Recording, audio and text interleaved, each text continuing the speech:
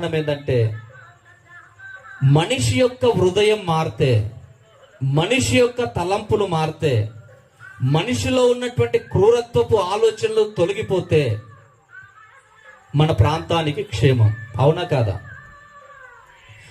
కుటుంబంలో ఉన్నటువంటి వ్యక్తుల యొక్క ప్రవర్తన మారితే కుటుంబానికి క్షేమం.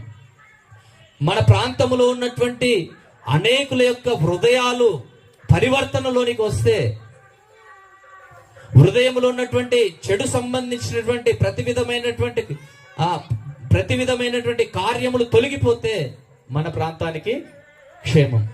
దేవుడు క్షేమాన్ని కోరుకునే దేవుడు. హల్లెలూయా. ఆయన క్షేమమును కోరుకునే దేవుడు. కనుక ఇదిగో ఈ లోక సంబంధమైనటువంటి ఈ దేశానికి వచ్చిన స్వాతంత్రం ఒక ఎత్తైతే, ఇదిగో నీ హృదయములో చెడు ఉంది, ఆ చెడులో నుంచి నువ్వు బయటికి